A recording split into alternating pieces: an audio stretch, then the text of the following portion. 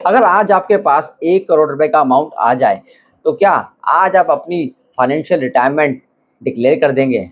यहाँ पे 90% लोगों का जवाब पता है क्या होगा?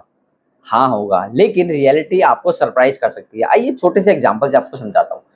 अब आपके पास 1 करोड़ रुपए का अमाउंट आ गया, आपने उस 1 करोड़ रुपए को 2 भागों में डिवाइड कर लिया। 60 लाख रुपए, 60% आपने एक गारंटीड स्कीम में लगा दिया, जहाँ पे आपको रेगुलर इनकम आएगी 7% के हिसाब से, जो 4,20,000 रुपए बनता है और महीने का 35,000 रुपए आपको आना स्टार्ट हो गया। वहीं 40% यानी कि 40 लाख रुपए आपने म्यूचुअल फंड के माध्यम से इक्विटी में इन्वेस्ट कर दिया, जहाँ पे आपने एज्यूम करा कि 12% के आपको रेट ऑफ इंटरेस्ट मिल जाएंगे, जो कि गारंटीड नहीं है, बट आपने एज्यूम कर लिया, राइट। तो अब आप देखिए, आपका मंथली एक्सपेंस मान लीजिए 50,000 रुपये है, तो 35,000 रुपये आपको गारंटेड इनकम से आ गया और बाकी का 20,000 रुपये आपने डिसाइड किया कि म्यूचुअल फंड की यूनिट्स जो हैं आप पर मंथ विड्रॉल करेंगे SWP के माध्यम से। अब यहाँ पे एक फैक्टर जो इंपॉर्टेंट रोल प्ले करेगा वो है इन्फ्लेशन। अब इन्फ्लेशन की वजह से जो आपका 50,000 रुपये का खर्चा था ना आज, वो आज से ठीक 5 साल बाद 75,000 अप्रोक्स हो जाएगा, और आज से ठीक 10 साल बाद वही खर्चा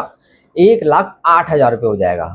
तो जहाँ 35,000 रुपये की आपकी गारंटेड इनकम आ रही थी, वो आती रहेगी, 35,000 रुपये आप वहाँ से यूज़ कर रहे हैं, तो पर लेकिन आपका 1,00,000 रुपये का खर्चा हो चुका है, जो तकरीबन अगर मैं कैलकुलेट करूँ तो साल का 13 लाख रुपये। तो 4 लाख रुपये निकाल दीजिए 13 लाख में से, कितना बचा आपके पास? 9 लाख रुपये। वो 9 लाख रुपये का अमाउंट आपको म्यूचुअल फंड में से ही विड्रॉल करना पड़ेगा। और अगर आप कैलकुलेट करेंगे, अगले 10 साल में आपका कॉर्पस जो है ख़त्म हो जाएगा, और अगर मार्केट डाउन रही तो आपका पैसा जल्दी ख़त्म हो सकता है।